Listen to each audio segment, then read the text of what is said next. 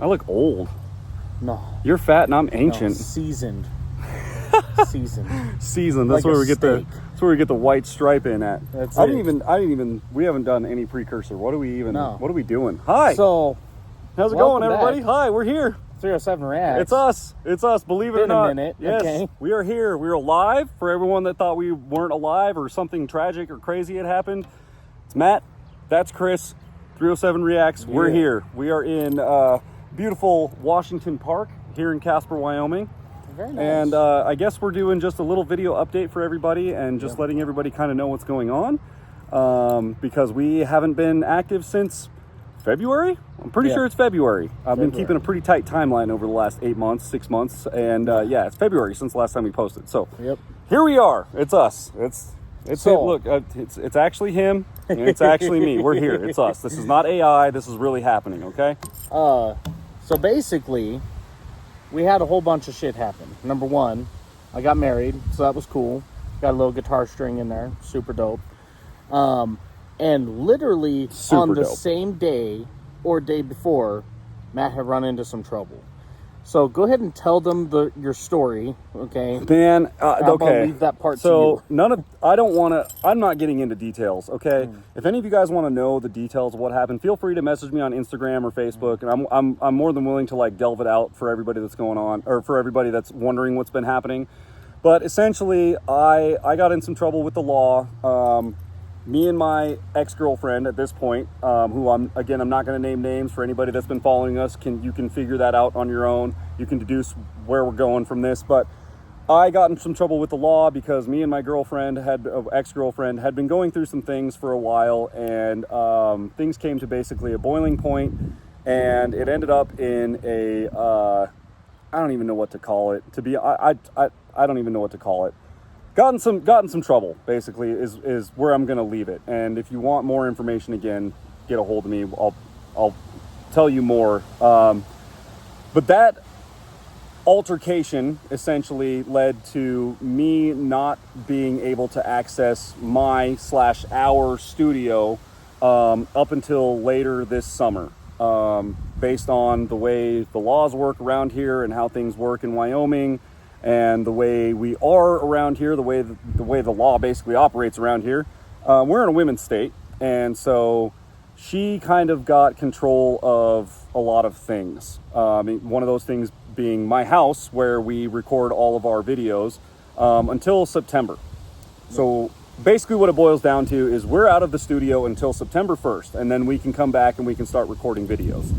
I don't know, really, I don't want to, like, there's too much detail, and I don't want to, I'm not here to, like, I'm not pointing fingers. I'm not trying to, like, call anybody out. I want to, but I'm not going to, because that's not what we're here to do. We're just here to inform you guys of what's going on and let you know that we are still a reaction channel, and we're still going to be making videos. We just have been on a hiatus because of this thing that happened, and it's unfortunate. It is what it is, but we're still here. We've been living our lives. Chris works. I'm still working. Yep. I've been out doing fishing, and we've really just been doing the same things that we've been doing since you guys have been watching us. And other than that, the only difference is that I haven't been able to access my house since February. And for anybody who wants to know, I'm the only one that pays for that house. I'm the only one on the mortgage. Sole mortgage owner, okay? So, like, that's my house, but the way, like I said, the way things work around here, I'm not able to access my house right now, so we don't have access to the studio. We're not shooting videos. That's what's going on. Feel a sneeze coming on. Get it. Rub underneath there and get up underneath your nose. It's cottonwoods. By the way, we also, with not being able to access the studio, we don't have access to, like, editing or anything like that. So this is being shot on Chris's iPhone. Yep. So this is just going to be a raw video. Like, there's we're not clipping, we're not cutting. We're just, this is it. This is where we're at. Here's a couple things too. Like, now that the case is settled and over and it's done with, people can talk about it, and we're able to now. That's why we're coming out with the video now. But that hasn't been the case around town as far as the opposing side is gone. So some of you may have heard some just wild things. Okay, I will tell you that for the most part, they're untrue. The weird thing about manipulation and that type of deal is you deal in 10% truth and 90% lie. You know, with some of the talk that has been around town, I mean, they make it sound like, you know, Matt tied her to the back of a car and drug her 50 miles down the freeway, and it's like, that's not the case at all. So, really quick, if I can just interject. So, I don't even, like, man, it's so hard to even describe the situation. Look, me and Becca had been going through the shit for a long time, okay? We've been going through our ups and downs for a really long time. Shit came to a boiling point, and we had an issue one night. And like Chris was saying, the opposing side of this is going to make it sound like I essentially beat the shit out of somebody, and that is wildly untrue. That's literally not what happened.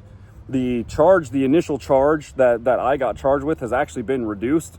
It started out as a misdemeanor, and it's actually been reduced to like a further misdemeanor. I don't even know what I don't know legal jargon, but basically it's about as low as a charge as you can get, because that's literally what happened. It's literally unlawful contact. It's an unlawful contact. So, do you feel uncomfortable? That's an unlawful contact right there. If I wanted to, yeah, that's go to jail. That's essentially what happened. That's it.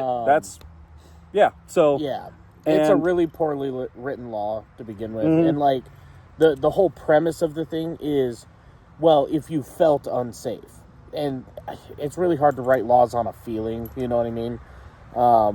But in the same aspect, if somebody breaks into your house and you feel that your life is in danger, you have every right to shoot them. Okay.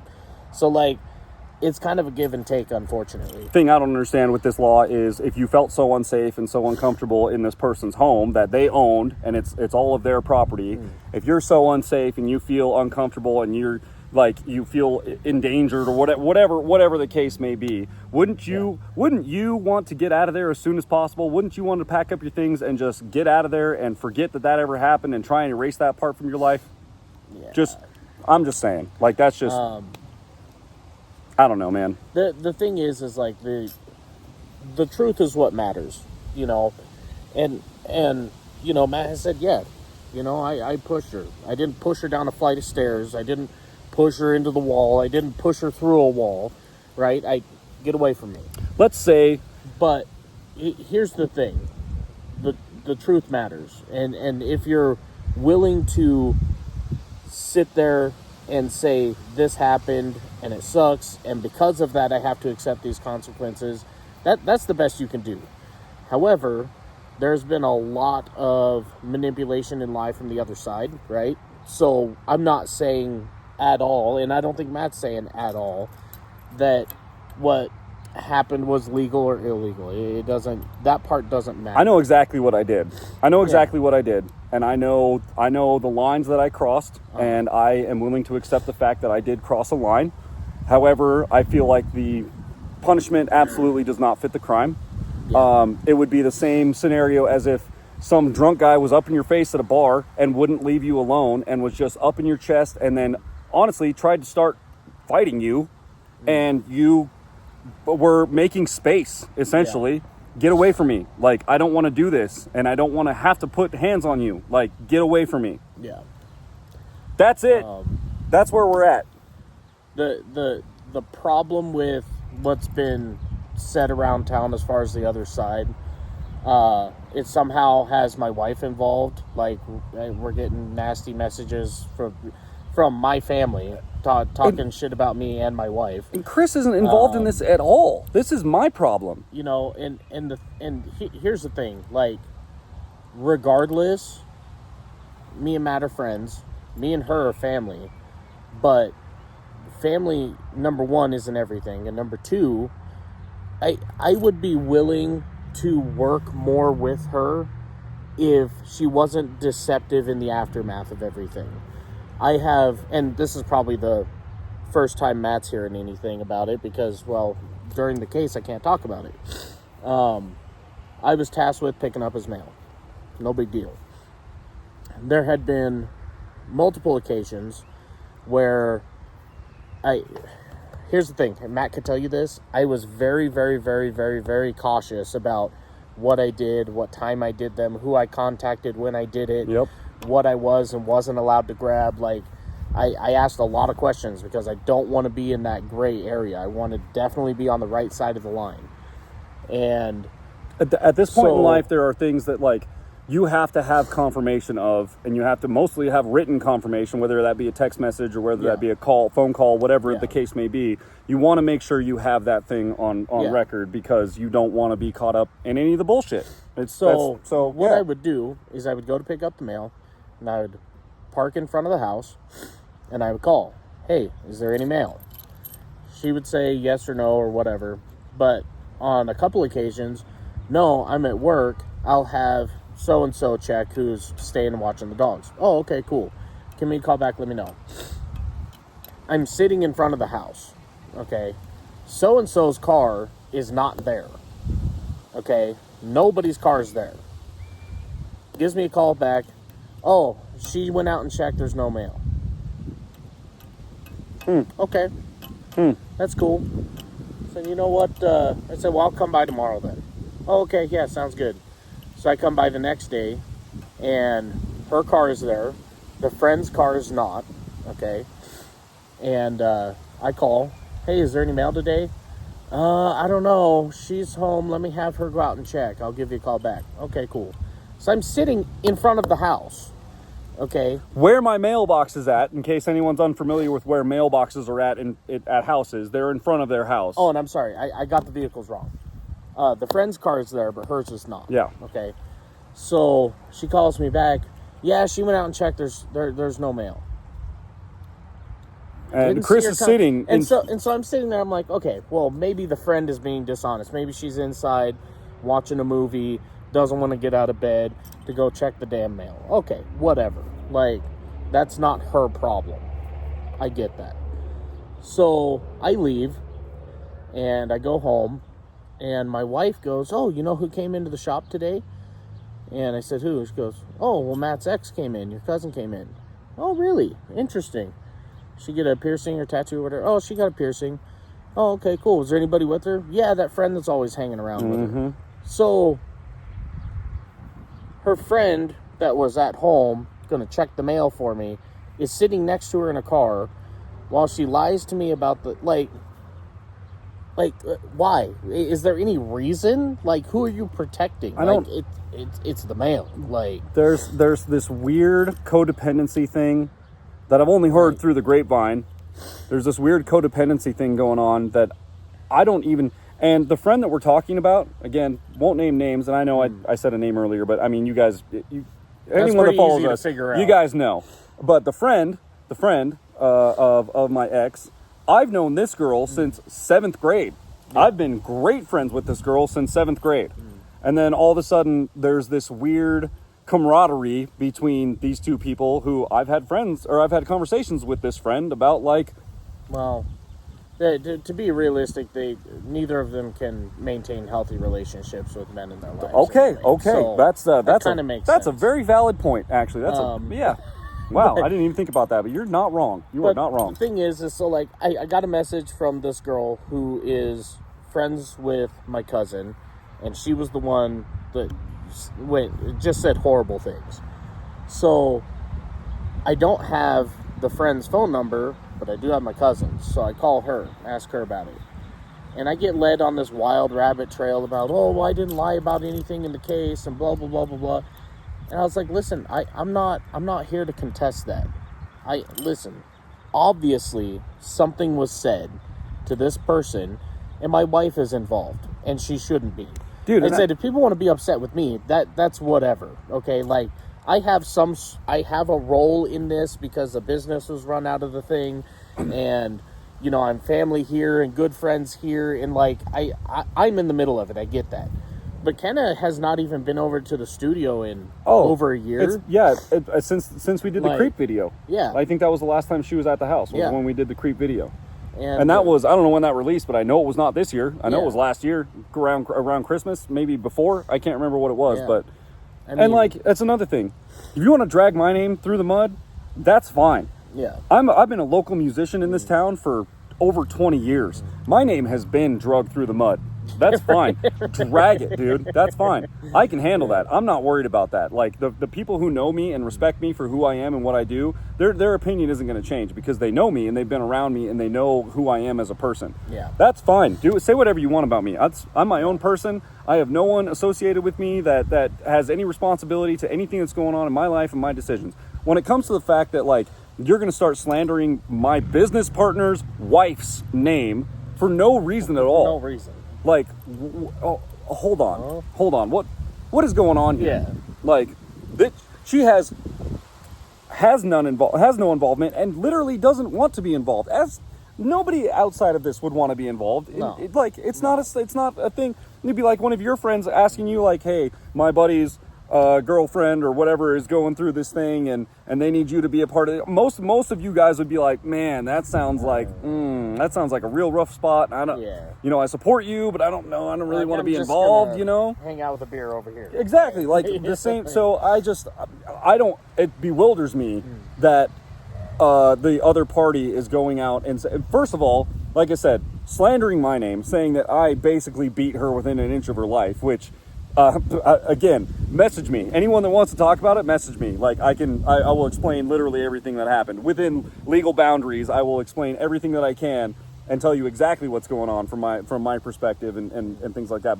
But to say that like I don't even know what happened with Kenna. Like what were they saying about Kenna? They were just saying that like she was a horrible person and a backstabber and like all this like crazy.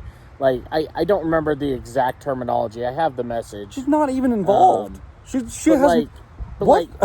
She didn't testify. She was never on the stand. Yeah. She didn't have any say in any of this ever once. And here's the thing. What? Okay, like I said, when it comes to manipulation, you use 10% truth or even 20% truth. And, you kind of fudge in a little fluff here and there. I think it's really interesting that in the case... my name was never brought up as a witness for her side because I spent sometimes 6 nights a week over there for almost four. I think this year will be 4 years. Almost 4 years. So I mean, at this point, 4 years. At this point, 4 years. Consistently, at the very least, over there 3 times a week for 4 years. Yeah, and. Yeah. I That's was honestly, never brought up to ask any questions or... Not on her side. Yeah. Like, so, I think the reason for that is because she knows that I'm going to tell the truth. And what I have to say indicates, number one, okay, and I would hope you would admit to this, okay? I have told them years ago. Oh, dude. Listen. Oh, yeah. This is not, like, you guys need to figure it out or leave each other. 100%. Because, like... I said, you're going to end up either hurting each other or hurting yourselves. And that's the way it's going to be. And I've said that for years. And it's not because I see Matt doing horrible things to her or her doing horrible things to Matt. It's a thing that they're good people individually, but you put them together and it's just a toxic relationship when you see one. Yeah. I'm sure plenty of you guys out there have friends that you've seen that are with somebody that you're like, man, I like her and I like him, or I like him and I like her, but I think they're great people by themselves, but man, I do not think that they should be together because they've got these traits that bring out this thing in each other, and you get them out in public and they start nitpicking at each other, and you can just feel this tension, That had been going on in our relationship for the better part of 2 years. I mean, at the peak of it, it was like pretty much every day for a few years that it was like people stopped wanting to hang out with us because they knew that it was just going to be this awkward, tension-filled, weird. They didn't want to. Why would anyone want to be a part of that? And then at the end of the day, it's like, why are you two a part of that? Neither of you. Like, what are you guys doing to each other? You're ruining each other's lives. Yeah. And that's essentially what happened. Like, it broke down, and I was done. And to be fairly honest, to be totally honest with you guys, I had been done for a while. I'm sure even through some of the episodes, you guys could feel that tension. And we talked about that in some of the episodes in certain situations. I won't name anything specific, but there was definitely episodes where things would happen and you could just feel like the whole room changed. So doing the edit, I could feel, I was just like, wow, things just got so different in 1 second. It just, everything was just like this weird, okay, now we have to come back and reset the entire episode. We were on a roll, and then all of a sudden, boom, something happens, and then it's just like, both me and Chris are sitting here like, well, that was like, that was weird. That was a weird thing that happened. All right, we're in the middle of shooting. Let's just keep rolling. And like, yeah, any of you guys would be like, that is not a good position. You should not be in that position. But I say all that to say this, like, there's always two sides. And here's the thing. I'm not going to be upset if you guys message her to get her side of the story. Please do. Just know that I have grown up around this person since, I mean, God, before I was even old enough to go to school. And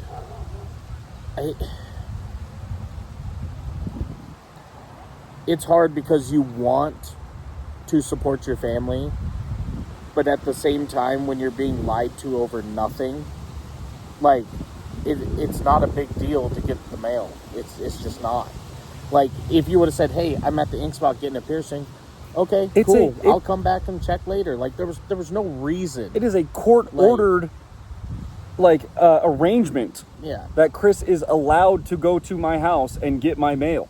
Yep. And to be fairly honest, lying about there not being mail, I mean, I'm not going to pursue anything. It's not worth it. It's just not worth it. But to be honest, that's a federal offense. You can't just lie to somebody about there not being mail or there be like that's tampering with somebody's mail. You're not allowed to do that. Well, and then I heard in the courtroom, I had to buy a car. And last I was told from her mouth, I am borrowing this car. Yeah. Soon. So, and regardless of borrowing or making payments, that is not buying something. That is making payments on something, which is completely different. Well, and here's the thing. First, this person's lending me this car. Can you look it over? Yeah, no problem. I'll look it over. And then 3 weeks later, I'm in court to answer questions about the YouTube channel, which, by the way, I don't feel was picking a side at all. Okay? I made it very specific with my lawyer that, like, yo, this is the ex's cousin, and I don't want him to feel like he's being made to decide one way or the other. Well, and so she made it a point, my lawyer made it a point to, like, absolutely not make any questions about, she asked about the business. Yeah. And the profit we make and what we're missing out on and how many videos a week we put out for you guys and what we're missing out on over this period of time where we're basically we're missing out on all of that. And people think we died. We're here, I promise. We can't go to the studio. But then after I go and okay, let me stay on topic here for a second. Yep. During that court hearing, the question was asked, so in this amount of time, you weren't able to save $2,000. The mortgage is being paid, your bills are being paid, because he's required to pay those by state law. I'm not living there, and I'm still required to make my mortgage and pay all of the bills, utilities, all of that. So anyway, she has to buy groceries for one person. It's a free ride. And as far as we're concerned, borrowing a car. Yeah, as far as I know, not making payments. Okay. As far as we're concerned, now again, we don't know for sure, but as far as what we've heard and our knowledge, not paying for a car. Said she bought a car. Well, and then the lawyer asked her, so you couldn't save this much, and she said, well, I had to purchase a vehicle. I'm thinking, you talked to me 3 weeks ago and told me you were borrowing the vehicle, and then you want to come after me saying that I'm a backstabber and that my wife is a backstabber and we're not supportive of you and we should be because you're family. And sorry, I just don't know what to believe anymore. Like, what I have come to find is throughout this whole thing, I can't, at the beginning of it, I wasn't going to trust anything Matt said, and I wasn't going to trust anything Becca said. I wanted all of the materials to lay out on the floor. And you want to look it over yourself. That makes sense. That didn't take long, okay? It only took maybe 2 weeks for everything to kind of unfold and unravel, and, you could kind of get a clear picture of what was going on. And, the skinny of it is, they were both wrong, okay? Like, as far as I'm concerned. A long time ago, we were both wrong. As far as I'm concerned, they were both wrong. But the party who has been honest with me has been Matt's side. I have not heard one thing that was even questionable. Like, he would say something and I would go and look at the facts and kind of ask a question here, a vague question here, and okay, yeah, that all checks out. And then on this other side of the thing, I'm told something, and I kind of ask a question here and ask a question here, and I'm getting 12 different stories here and 12 different stories there. And it's like, what the fuck am I supposed to believe? Like, and then you're going to come after me. Okay. And as far as my name being slandered as well, we've had friends of the other party that, to be quite frank, know absolutely nothing about what's going on other than what they've heard from the other party, have called both of us out too.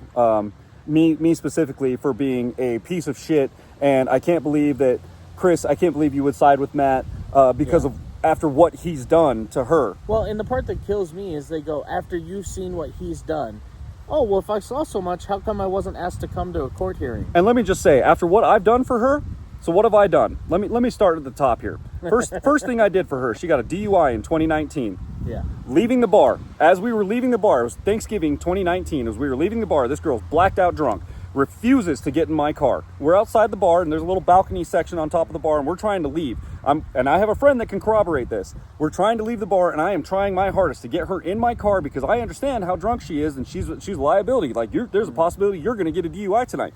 And I'm trying to get her into my car. She refuses. She's fighting me. No, I'm driving home. I'm driving my own car. I'm driving my own car. Gets to the point where I'm like, I've got her arm and I'm like trying to get her into my car and she's refusing. And then all of a sudden, all these people on the balcony, you start like, leave that girl alone. Leave her alone. Hey, what are you doing? Fine. Okay, fine. I'm not getting into this right now. Fine. Yeah. Drive your own car home. Boom. Gets a DUI that night. Next morning, guess who's the one that bails her out of jail because none of her family comes to rescue? Her sister literally called me and said, hey, she's in jail. Can you go bail her out? I've got my kids. Her friends can't do it because they don't have enough money to do it. So I'm like, yeah, I guess I'm going to go up and bail this girl out of jail. What else did I do? Bought her groceries forever. Bought her Starbucks and Target. And every time she wanted a coffee and every time she wanted some little stupid knickknack from Target or some makeup or whatever the hell she wanted, boom, I'm buying that. Because why? I'm the breadwinner and I'm making more money than she is. What else did I do? I bought her a dog. That dog that she's got possession of right now, I paid for that animal. I paid for Pepper. I paid for all of the fucking vet bills up until recently. What else did I do? Let's see. When she got a job out at the lake, she got a job out at the boat club or whatever it was at the lake and couldn't handle being out there by herself. So who made multiple trips back and forth, literally bought a new car so I could have a reliable vehicle to make trips back and forth to the lake, make long distance trips, so I could just go see her and hang out with her and bring her back into town when she wanted to be there. Like, what have I done wrong other than buy groceries, pay the bills, buy the things that she wants, bail her out when she needed to? Like, I don't understand. I don't get this. Yet I'm being made out to be this horrible fucking person. Like, this terrible person that, like, does everything wrong, and the reason why she couldn't make money is because she gave all of her money to me, and it's like, you weren't making money in the first place. The only reason why we had things is because I took out credit cards to buy the things that we needed and was making money to pay off those credit cards. And then you complained about not having enough money to buy weed and to buy, like I said, $9 Starbucks coffees every morning when you needed to go to work or whatever it was. It was just like, I'm a terrible person, you guys. I'm horrible. I'm an absolute piece of shit. I bought my house for myself, built my entire studio, have paid for everything that I own by myself, always. Like, literally, even way before I knew this girl. And by the way, I owned my dog 2 years before I knew this girl even existed, and she has my dog for the next 3 years because she made me out to be an animal abuser. And you guys have clearly seen me abusing my animals on the camera when they've come in and been the star of the show. And that's all I do is pay attention to them and give them pets and hugs and introduce you guys to them. It's ridiculous. Like, this whole thing is absolutely ridiculous. And it's so wild because, like, for you guys who, like, obviously aren't living here in town and don't know the scene and the people or whatever, when she tells people that, oh, well, he was abusing the animals, they look and go, ask anybody. Huh? Ask any person. They know it's not true. They know it's I ran a dog training company with my ex-girlfriend for 2 years. We had other people's dogs live in our house for 2 weeks at a time while we trained them on how to be better dogs. Yeah. You think if I was the animal abuser, do you think that would have ever been accepted or that would have ever been, like, absolutely not. That would have caught on immediately. Yeah. We had a great reputation. If you guys want references, go look up Good Dog 307. Go ask the trainer. I won't name names, but Good Dog 307. Go ask the owner. She'll tell you. Like, yeah, we did. Pepper was our flagship training dog. We trained her from the day that I bought her. She was the mascot of our company for like a year. Like, what? I've owned animals since I was a child. I've always had cats and dogs in my house ever since I was a kid. Like, I don't know. I don't even know where that's coming from. But again, she got in the room and she made this sob story and made this claim that I'm this horrible fucking person. And because we're in the state that we're in, the judge literally didn't listen to me at all and gave everything to her. And this is the situation that we're in right now. And so it's, you know, and the thing is, guys, is I would love to have faith in our criminal system, in our judicial system. And after what I had witnessed, Matt's lawyer had come up and kind of brought up one of the things where she had made a false statement, and she made the same statement multiple times. 4 times in a row. And 3 or 4, I don't know what it was, but it was enough. The lawyer presented hard evidence from the source saying that what she was saying was not factual, and even on the stand being accused of, what's it called, libel? No. Libel. Perjury? Perjury. Being, you know, the lawyer's like, listen, this is perjury. And she goes, well, no, that's what they said. And, well, we clearly have a document from this person that's a stamped official document, and they did not say that. Well, no, that's what they said. And she still wouldn't back down. Didn't count. So the judge takes the papers like, oh, yeah, that's nice. Nope, yep, just passed it on. Like, and while we were up there trying to give our defense, the judge literally took the book of Wyoming statutes and read while my lawyer was up there trying to give a defense. Yeah. He read a book on Wyoming statutes. A judge who has been through law school for, I don't know, how many years does it take to graduate law school? 10, most of the time, like on average, 10 years, 10, maybe more, 15, 12? Yeah.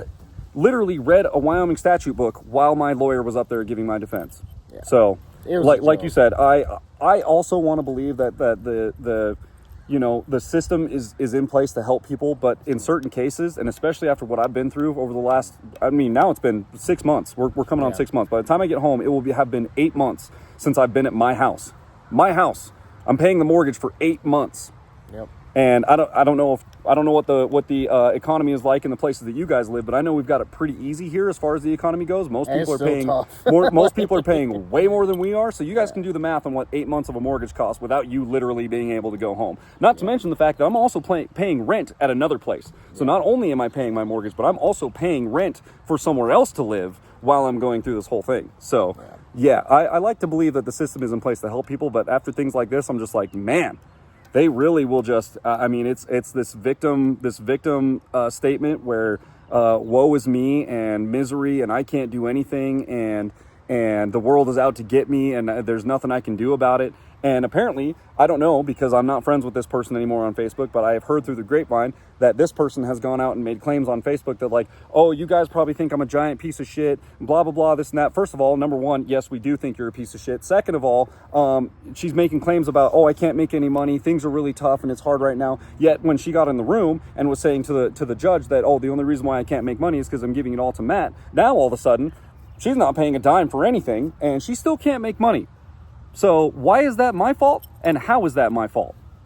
And how does that relate to the last 8 months or even years before that, where she claimed that the only reason she couldn't make money is because of me? Is it because you're too focused on buying drugs and paying for fucking piercings that you probably shouldn't be getting, and you can't pay for vet bills for the animals that you got ownership of? I can pay those vet bills. You know how I know I can pay those vet bills? I have the receipts for all the credit card bills for those vet bills when we needed to pay for things. Hang on, ambulance coming, wait for it.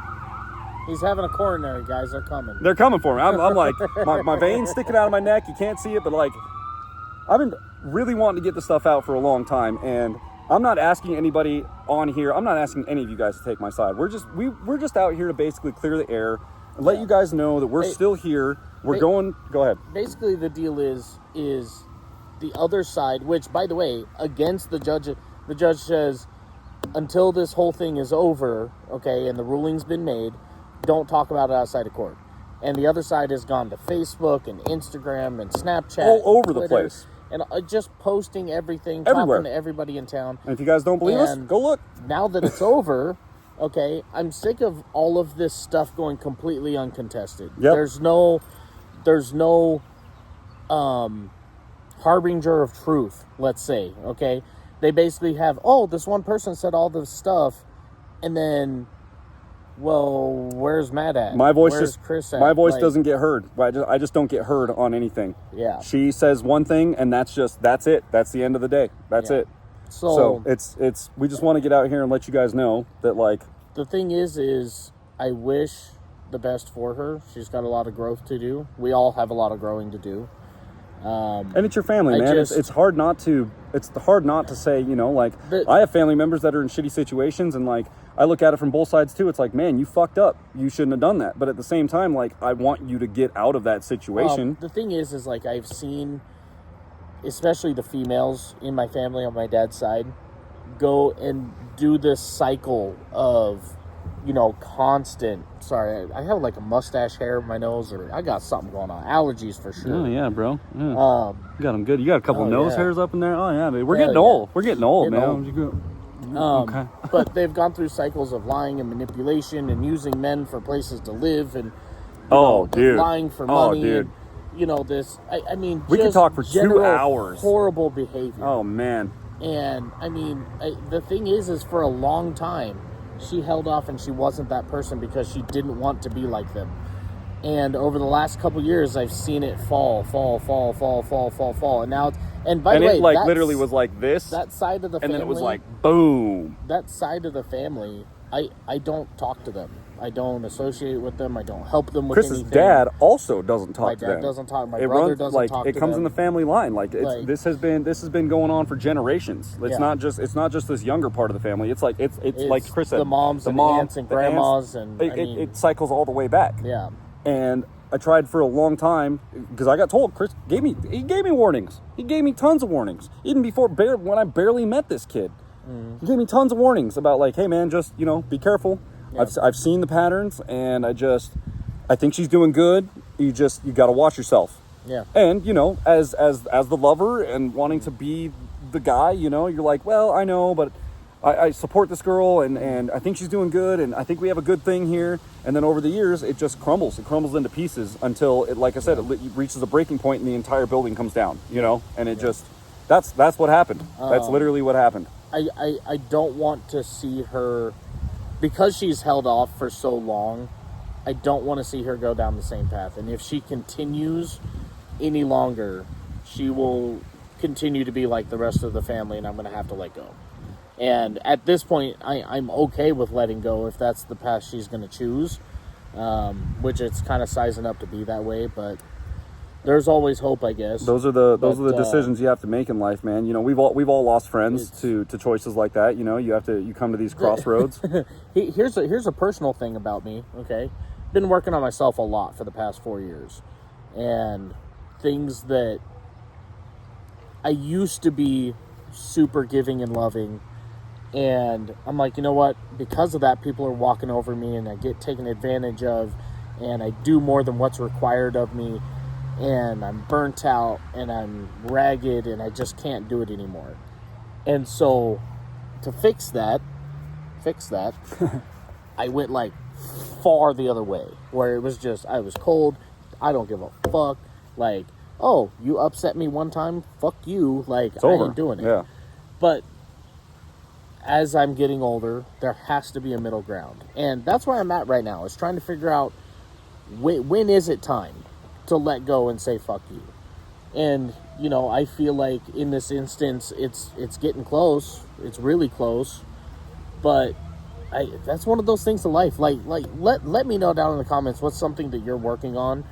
But I'm working on many things. But good. Like, this is one of them, is like, how long do I give people to be honest and forthright and be a good friend and be a good family member and be a good a brother, be a good wife, be a good, I mean, it's all your relationships. Even a good friend, and it's, you know, how many chances do I give somebody to be a good friend? I mean, yeah, it's, you know, as we get older, you start to make decisions for yourself, and you base those decisions on who you're with and how they're doing, and should I be going down that road with them, or do I need to kind of look inward and figure out who I am for myself. And through those processes, we lose a lot of people. We lose a lot of good people, you know, and I'm not, like I say, we lose a lot of good people. I'm not saying that those people are bad in any sense. It's just, that's not your journey. That's not who you're supposed to be with anymore. It's just not, it's not a part of what you want to, it's not how you want to see your life in the future. Yeah.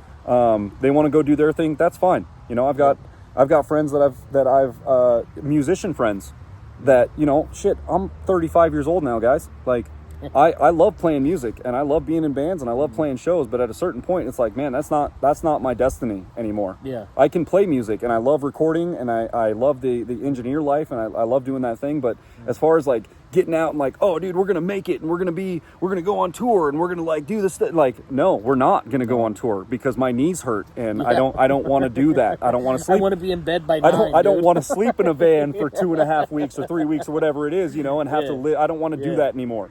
So like I've started to shift, instead of doing weekend tours with my band, I'd rather just go out to the lake with a couple of coworkers and do some fishing. And then I get to come home at night and sleep in my bed, take a shower, and then we go to work the next week and we start our lives again, and so I'm not saying that like just because you're picking a different path doesn't mean it's all bad people. You need to get away from people who are toxic, whatever. That's important. That's also important. Don't get me wrong. There's lessons to be learned in everything, but like most of the time, it's not necessarily like they're going down the wrong path. It's just they're going down a different path. Yeah. In this situation, it was 100% the wrong path, and it was this toxic. If you guys watch the progression from like, I don't know, 2 years ago, maybe 3 years ago on our page, maybe when we were first starting, and you can see. I'll tell you what. Watch the last episode that she was on with Matt. I was out of town. Yeah. Oh. Or maybe don't. Upchurch. Oh, jeez. Watch that video. Let me know what you think. Yeah, so, and then go back like a year from that video and watch videos at that point, and just look at the change. Just look at the change. I was a completely different person at the beginning of this year, and it was a person that I was absolutely terrified of being, and I just had to be that person. That's just who I was, because of the situation that I was in, and that's why I had to leave my previous ex, was because dude, yeah, you're right. I was becoming somebody that I was afraid of. And it wasn't that I was afraid of getting in a fight with her. My instance was a little bit different. Like, I was afraid of what I was going to do to myself because I never felt that I was good enough, ever. Nothing was ever good enough. Dude, how many times did I say that? It's never enough. It's never enough. No matter what I do, it's never enough. And that's a dangerous place to be. I'm really thankful I got Kenna in my life, and she's a really good support system. Because she's good at calling me out. Okay, now this is important. Like, a lot of wives, like, I call my husband out all the time. It's like, listen, there's a way to do that. Absolutely, yeah. And the way that it should properly be done, at least what's worked for us, is, she'll, hey, can I talk to you about something? Yeah, what's up?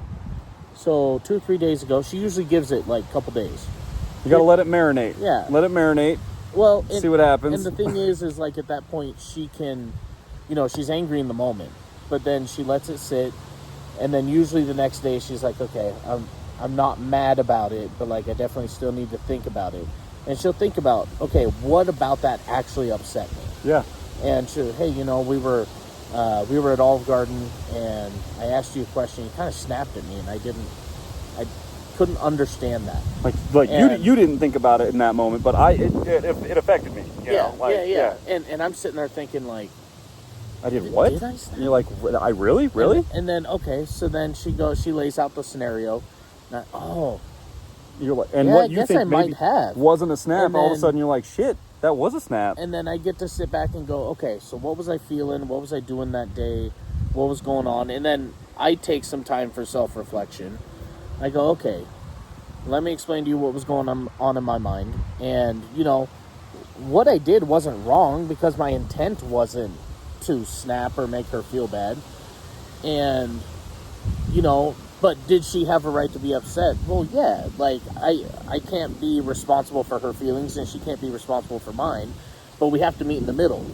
And I was like, you know what? I'm sorry I hurt your feelings. I didn't mean to. And she goes, well, okay, yeah, now that you lay it out that way, I understand that, you didn't mean it to come that way or whatever. And so it's been really helpful to go from Matt's situation and then my situation previous to Kenna and come in and run into somebody like Kenna that's been extremely helpful. And at the same time, it's extremely difficult because you learn how much growing you have to do. And it is. Dude, I just want to say, man, like, I've known you for 4 years now. I mean, almost close to 5 because I knew you before you moved down to Casper. And, yeah. Chris has been my mechanic since the day I decided that I wanted to buy a Subaru, which was probably the worst day of my life. Maybe, I don't know, maybe even worse than because now I can't get away from him, and Chris will give me shit all the time, like, oh, another flat four, huh? Another flat four, yeah, I can't get away from him. Piston slap? Yeah, dude, piston slap, rod knock, head gaskets. I've been through all of it. Okay, blown turbos, and Chris has guided me through all that shit. But I just want to say, man, like, you are enough, dude. Like, I think that any guy that number one can keep a job, because good Lord, the amount of turnover today is every department. I can't, it's unbelievable. It's unbelievable. So number one, a guy that can hold a job, and not only hold a job, but I mean, you went from one job to the next, and you traveled multiple states and just went boom, boom, one job to the next. Yeah. Held a job the entire time you fucking been here, paid for all your own shit. You have upgraded. I mean, you sold your truck, you got a better one that runs better. You've done work on it, you've done the thing, you know. You found a girl, you got rid of your toxic relationship and found a girl that appreciates the things that, dude, you're told, like, I get so sick of hearing the dudes out there, and this is just one for the bros, like, one dude, for the boys. You guys are enough, man. Don't ever let, and you know, there are exceptions to the rules. There's always exceptions to the rules, but for the most part, man, if you're consistent and you're paying your way through and you're making it happen and you're just living day to day like the rest of us are, dude, you're enough. Don't ever let someone tell you that you're not, man. And let me say this, okay? If you're feeling like I'm not doing well enough, okay, that's okay. That's fine. The thing is, when we say you are enough, what at least what I mean by that is you're strong enough to overcome this, okay? Now, does that mean that you have to maybe make changes to who you are, you know, or how you handle situations, or make changes to, you know, maybe you find yourself being an angry person a lot, and you sit down and think about it, and, you know, you're like, you know what, it's because I really hate my job, and maybe that job puts you in a bad mind frame all the time, and maybe that's a change you have to make in your life, and it's a difficult one, and I've had to do that, and I will tell you that when I say you are enough, it means that you're strong enough to get through whatever you're going through. Yeah, absolutely. And like, especially now, you know, like the economy is completely fucked, and politics are just a waste at this point. It's, let's be honest. I mean, regardless of which side you support, the politics are just a waste. Right. So I mean, for just to be getting through it on the day to day, you know, I know most of us are living paycheck to paycheck, and who knows when the next crazy outbreak, this, that, or whatever is going to happen. Like, getting through it, and you're doing the thing. 4 years. Yeah, hey, the Olympics are this year. Okay, at least we got that to look forward to. But yeah, man, just get through it, and grinding is a big part of the process. You know, I've been going through the shit. Let me tell you, I have been going through the shit since February. And the best thing for me, the best medicine for going through the shit, for me to be able to get through every day, is literally just to work. I started work with a concrete crew, and we work hard. And sometimes that is literally the best. Like, I get in my head, and sometimes the best thing for me is to get in there and sweat it out and just get tired for a day. Like, work hard, get tired, and enjoy the little things that you have, like a bed to sleep in. And you know? You have a sense of accomplishment at the end of the day. Oh. You may feel like fucking dog shit and fucking overheated and hot and dry and tired and filthy. But yo, how good does that shower feel at the end of the day, though? Dude, like, cold showers. How awesome is it after that shower to get into comfy clothes and just sit in your bed and just like slowly start dozing off, even if it's like 6 o'clock at night and you find yourself like starting to doze. It's so rewarding to just be like, man, I wore myself out today. And what did you do when you're wearing yourself out? You thought about nothing but what you were doing. And it just keeps you focused, man. I mean, that's what I've been doing my job for a really long time. Different strokes for different folks, but I find myself in my head quite a lot, and it's actually been beneficial for me, because I was a fucking idiot. Okay, that's why I don't have my own home. I live downstairs in my dad's basement. Okay, because I made stupid decisions. Okay, I bought a house for a person who was ungrateful that I couldn't afford. How much was your toolbox? Let's talk about your toolbox. Okay. So I bought a house for a person I shouldn't have been with, who didn't appreciate it, and it was more than we could afford. So I worked side jobs all the time. I would go to work at 6 o'clock in the morning, and I would come home at 2 a.m. Yep. and do it every day. And I did that for years just to make sure that things got paid. And even then, I put myself in debt there. Then I went ahead and bought. So this is how stupid I am, okay? Here it comes. I had a disagreement with the owner of a company that I worked for. And rather than firing me, he decided he was just going to make me quit. He said, starting tomorrow, you're going flat rate. Oh, okay, cool. Fuck you. So I decide that I'm going to let my pride get the best of me. Snap-on truck come around. I said, I need to tool up. I'm going flat rate. Bought a toolbox and filled it. I spent $57,000 in one day. So I have made some poor decisions. That is a good chunk of the home that I own right now. Like, that's a very proportionate chunk of the home that I own right now. Like, so in a toolbox. I made a lot of stupid decisions, and it has taken me years to come off of that. I'm now completely debt free. I have a good chunk of change put away for, me and Ken are looking for a house.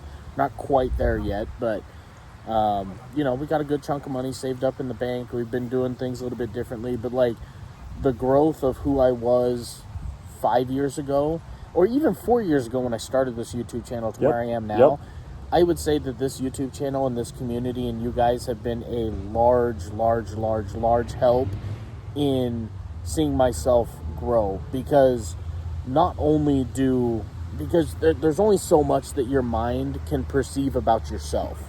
Like, you can be self-aware and self-conscious, but you're never going to see yourself the way somebody else does. And getting feedback from you guys and doing live streams with you guys and talking to you guys on Instagram, and there's sometimes that you guys come up and tell me, hey, I don't like this thing that you do. And I get to sit back and think about it and think about, okay, why do I do that, number one? And is it really a bad thing? Most of the time it's not, but it's interesting to actually ask questions to myself that I would have never asked had it not been for you guys. Dude. So and you say about growing since we started the YouTube channel. There are so many projects that we've taken on, just in recording wise, in audio production wise, in editing wise, that I would have never done by myself had it not been for, we put out a video and you guys are like, oh my God, I love the editing in that so much. And it might be something stupid like we're doing a Billy Mays cut for 30 seconds of just Billy Mays, but and it's just like something that I thought was stupid and funny. And then everyone gets on and like, that is literally the best cut I've ever seen in my life, Or like these audio, these recording projects that we take on where Chris comes in and he's like, hey, I want to do a Freebird recording project, and for my entire life I have said no Freebird in my studio, and then we turn out this pretty damn good, if I may be, if I'm being frank, pretty damn good sounding version of Freebird with a bass guitar solo in it, and you guys get in there, you're like, this is awesome, this is so good, and so it makes you realize, like, man, what I thought was going to be just like a waste of time, or maybe I would have never even taken this on before. Now all of a sudden it's like I have this confidence built up where it's like, dude, yeah, I can do that. Like, your band wants to come in and do what now? Like, never done that before, but I think I can handle it. I'm pretty sure we can make it happen. I already have a guy lined up that I'm working with right now. He wants to come in and cut a few rap songs, and he wants me to produce beats for him so he can rap on top of them. I have never done that before. But the world of access is so wide open now where, like, he mentioned it to me and I was like, I have sample packages. I'm almost positive I can whip up some samples. We can put them in time. We can do some cuts and make some things.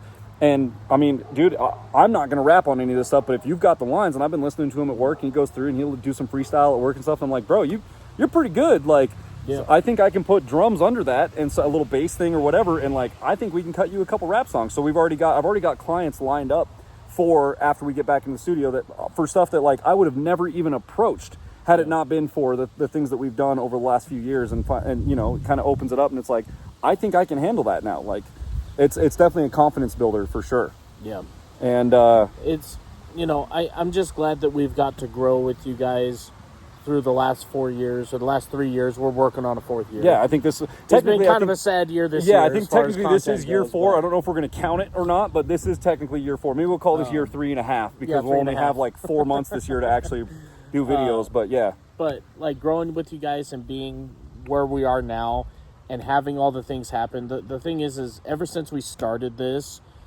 there has been issues.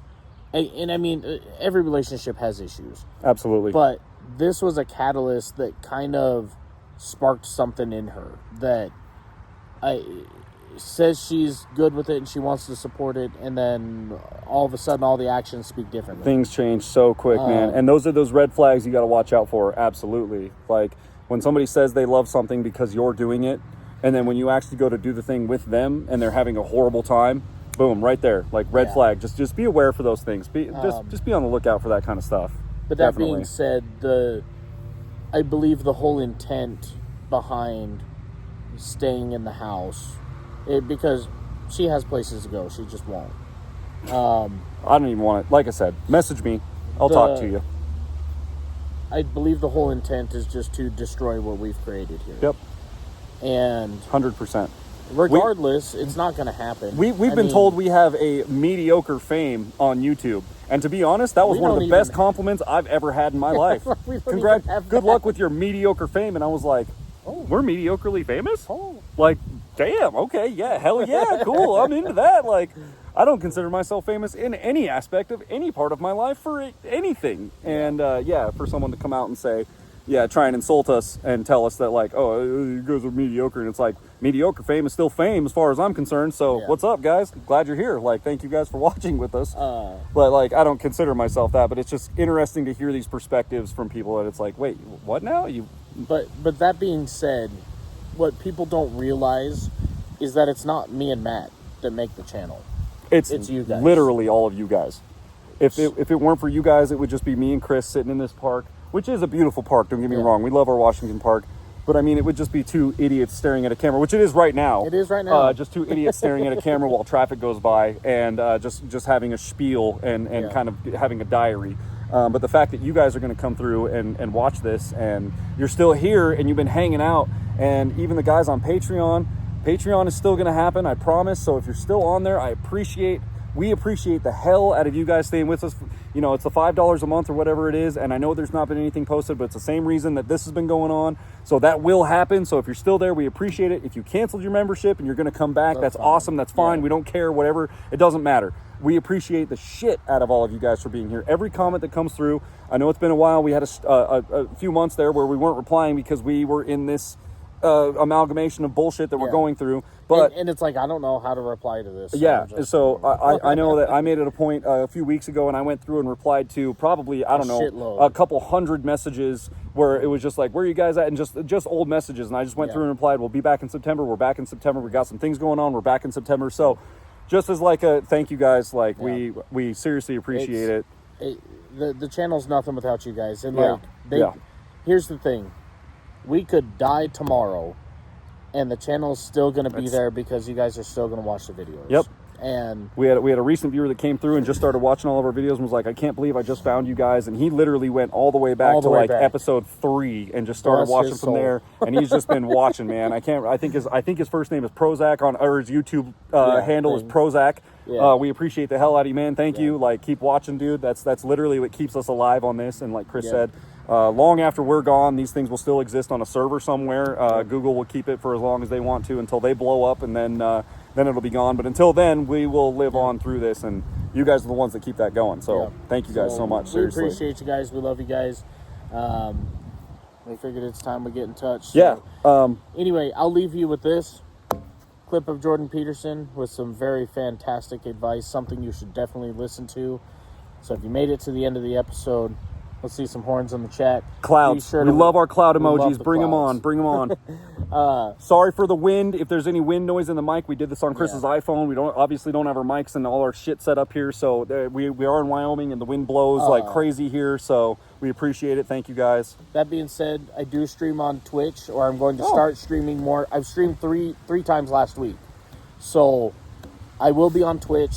Me and Matt are going to start doing some streaming. We're just gaming, like whatever. We're literally just dicking around in games. And a lot of these games I've never played before, so it's going to be a blast. I'm just going to be out there having no idea what's happening. I'm basically... Me neither. And we're going to get together with Doobie. We're going to get together with Pappy D. Yep. And we're just going to do some big gaming collaboration stuff whatever, and just yeah. stream and just have a good time out there. So I believe it's Redneck Mechanic 95 on Twitch is where you can find me. I don't have a Twitch, but I will eventually. There should be a link in my Instagram, I think. If you follow him or if you watch him stream, I'll be on his live stream. So like Anyway, that's just, you can just watch that. I'll share a link somewhere. It'll be down in the description somewhere Yeah. below. So Yeah. anyway, check us out on Twitch, and we'll leave you guys with some Jordan Peterson. Thank you guys. We love you. We'll see you in September. Bow. My audiences, it's one of the rules in my book, is that you should tell the truth, or at least you shouldn't lie. It's like you can't tell the truth because what the hell do you know? But you cannot lie. You know, like each of us knows when we're about to utter something that isn't true. Now, sometimes maybe you're confused about it because you're ignorant and you're biased, and so you say something and it might be true and it might not be, but you're not clear about it. But sometimes it's pretty damn clear that you say something or you do something that you know perfectly well not to be true, and you do it anyways. And the proposition that Genesis puts forward is, if you act in truth, then the order you produce is good, regardless of how it appears.